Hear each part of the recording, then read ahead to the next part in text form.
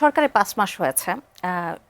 এই ৫ মাসে তারা জনগণের আস্থা অর্জন করেছে এবং নির্বাচনী ইশতেহার ও জুলাই সনদ বাস্তবায়নের কাজে একসঙ্গে এগিয়ে নিচ্ছে সরকার পক্ষ থেকে বলা হচ্ছে। এবং ৫ মাস শেষে এই যে জনগণ কোন দৃশ্যমান পরিবর্তনের ভিত্তিতে বলবে যে সরকার তার প্রতিশ্রুতি বাস্তবায়নের পথে রয়েছে, সেই দৃশ্যমান পরিবর্তনগুলোর কথাই আপনার কাছে জিজ্ঞেস করব।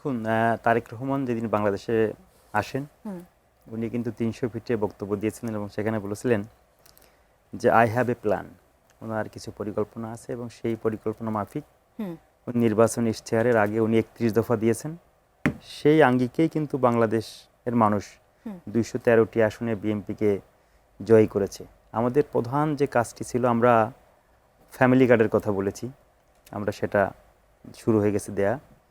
আমরা কৃষি কার্ডের কথা বলেছি, সেটার কার্যক্রমও শুরু হয়েছে। আমরা বাংলাদেশে সবথেকে জনপ্রিয় যিনি রাষ্ট্রপতি ছিলেন, শহীদ প্রেসিডেন্ট জিয়াউর রহমানের খাল খনন এবং পুনঃখনন কর্মসূচি আমাদের নির্বাচনী ইশতেহারে ছিল, সেটার কিন্তু কার্যক্রম আপনারা দেখছেন সারা বাংলাদেশে এটা কার্যক্রম চলছে।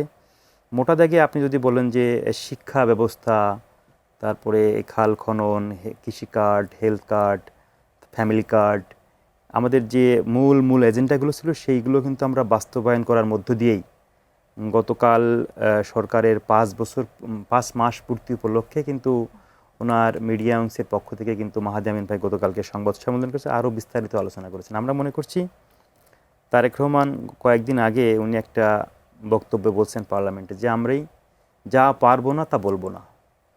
আপনি বিগত সময়ের যারাই বাংলাদেশ পরিচালনা করেছেন, যে দলের প্রধানমন্ত্রী, এত সহজ এবং সুন্দর সরল স্বীকারোক্তি কোনো দেশের প্রধানমন্ত্রী করতে পারেন বলে আমি মনে করি না। উনি সেটা করছেন, উনি কাজের কথা বলছেন। এবং দেখেন যে উনি দৃশ্যমান আরেকটা পরিবর্তন, প্রধানমন্ত্রীর একটা পরিবর্তনের কথা বলি।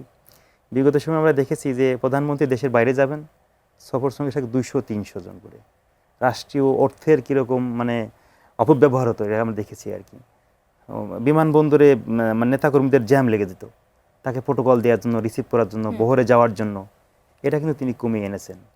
তারপরে প্রধানমন্ত্রী ওই দিন একটা রিক্সাওয়ালা ভাইয়ের রিক্সা অথবা সিএনজিওয়ালা ভাইয়ের বক্তব্য শুনলাম, এমন বলছেন উনি যে বিগত সময়ে যিনি প্রধানমন্ত্রী ছিলেন তিনি আমাদেরকে ১ ঘন্টা সিরিয়ালে আটকে রাখতেন।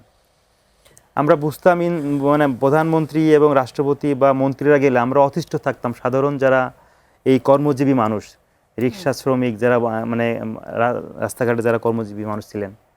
তো উনি বলছেন যে তারেক রহমানের সাথে ওই দিনকে আমি ফার্মগেট থেকে আমি তেজগাঁও পর্যন্ত আসলাম, পাশাপাশি আসলাম, কিন্তু বুঝলাম না যে প্রধানমন্ত্রী যাচ্ছেন। এই যে পরিবর্তন, এই যে দৃশ্যমান পরিবর্তন, আমরা এই পরিবর্তনের বাংলাদেশ চাই, যেখানে গণতন্ত্র থাকবে, মানুষের কথা বলার অধিকার থাকবে, প্রধানমন্ত্রী কাজ করবে, মন্ত্রিপরিষদের কাজ করবে, কিন্তু সাধারণ মানুষের ব্যাঘাত ঘটিয়ে নয়।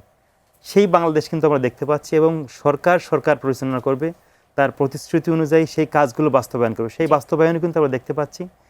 তারেক রহমান কিন্তু বারবার বলছেন সবার আগে বাংলাদেশকে বিনির্মাণ করার জন্য। আজকেও কিন্তু উনি এই যে আমাদের যুগপৎ আন্দোলনের যারা নেতাকর্মী ছিলেন, বিএনপির সাথে দীর্ঘদিন ধরে আন্দোলন শুনেন, তাদেরকে নিয়ে বসছেন, অন্যের মতামতকে নিচ্ছেন, গুরুত্ব দিচ্ছেন। আমরা দেখেছি সংসদে তর্ক বিতর্ক হচ্ছে, জুলাই সনদ, মানবাধিকার কমিশন, নির্বাচন কমিশন, বিভিন্ন বিষয় নিয়ে আলোচনা হচ্ছে, কিন্তু বিরোধী দলের আমাদের যিনি নেতা আছেন ডক্টর শফিকুর রহমান, জামাতের আমির, ওনার সাথে কিন্তু পরে সংসদে উত্তপ্ত বাক বিনিময়ের পরেও দুই দল পাল্টা তর্ক বিতর্ক করছেন, কিন্তু তারপরেও সংসদের যে সৌহার্দ্যপূর্ণ পরিবেশ, প্রধানমন্ত্রীর পক্ষ থেকে বিরোধী দলের নেতাকে যে সম্মানটা, বিরোধী দল থেকে প্রধানমন্ত্রী, সেই সম্মানটা কিন্তু আছে, বজায় আছে।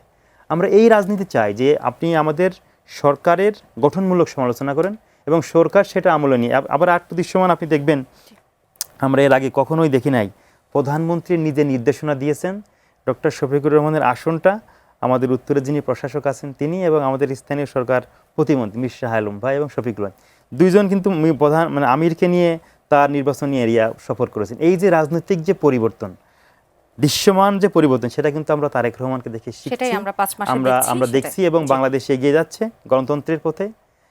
তারেক রহমান বাংলাদেশের মানুষকে যে প্রতিশ্রুতি দিয়েছিলেন সেই প্রতিশ্রুতি অনুযায়ী বাংলাদেশ এগিয়ে যাচ্ছে।